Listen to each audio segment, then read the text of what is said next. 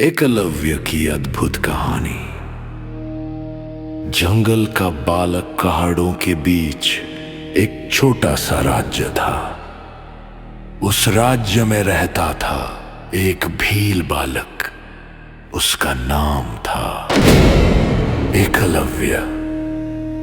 एकलव्य कोई राजकुमार नहीं था। उसके पास न महल था ना सेना, लेकिन उसके दिल में एक सपना था। वो बनना चाहता था दुनिया का सबसे महान धनुर्धर।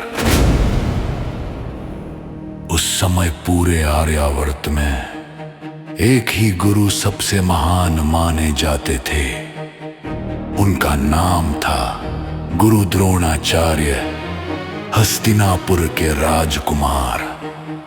पांडव और कौरव सब उनसे ही धनुर्विद्या सीखते थे। एक दिन छोटा सा बालक लंबी यात्रा करके हस्तिनापुर पहुंचा। वो गुरु द्रोणाचार्य के सामने गया और हाथ जोड़कर बोला, गुरुदेव, कृपया मुझे भी अपना शिष्य बना लीजिए। मैं आपसे धनुर्विद्या सीखना चाहता हूं। द्रोणाचार्य ने उस बालक को ध्यान से देखा। वो समझ गए कि ये कोई राजकुमार नहीं है और उन्होंने कहा, मैं केवल राजकुमारों को शिक्षा देता हूं। मैं तुम्हें शिष्य नहीं बना सकता। ये सुनते ही एकलव्य का दिल टूट गया, लेकिन उसने हार नहीं मानी। उसने मन में ठान लिया, मैं धनुर्विद्या सीख कर ही रहूंगा। मिट्टी का गुरु एकलव्य वापस जंगल लौट आया। एकलव्य वापस जंगल लौट आया। उसने मिट्टी इकट्ठा की और अपने हाथों से एक प्रतिमा बनाई।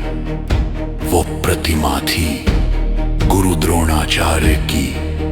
उसने उस प्रतिमा के सामने झुककर प्रणाम किया और कहा, गुरुदेवो, आपने मुझे शिष्य नहीं बनाया, लेकिन मेरे लिए आप ही मेरे गुरु हैं। उस दिन से एकलव्य ने अभ्यास शुरू किया। दिन हो या रात, धूप हो या बारिश, एकलव्य लगातार अभ्यास करता रहा। उसका हर तीर पहले से बेहतर होता गया।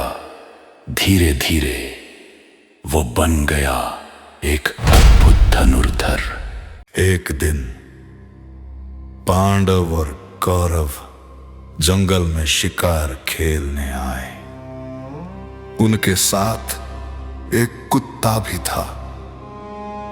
वो कुत्ता एकलव्य को देखकर जोर जोर से भौंकने लगा। एकलव्य ने धनुष उठाया और कुछ ही क्षणों में उसने तीर चलाए। जब राजकुमारों ने देखा तो वे आश्चर्यचकित रह गए। कुत्ते का मुंह तीरों से भर गया था, लेकिन कुत्ते को एक खरोंच भी नहीं आई। इतनी सटीक तीरंदाजी उन्होंने पहले कभी नहीं देखी थी।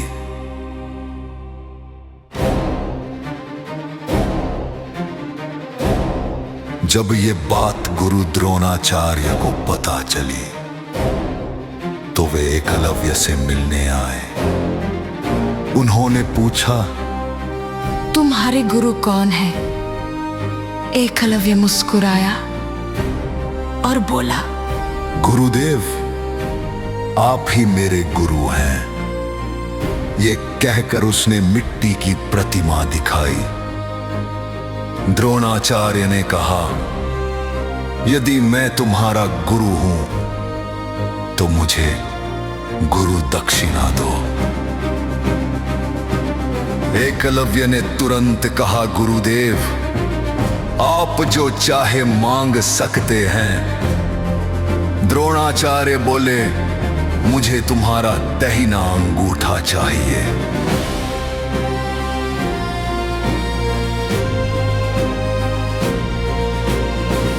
ये सुनकर वहां खड़े सभी लोग स्तब्ध रह गए, लेकिन एकलव्य के चेहरे पर कोई दुख नहीं था।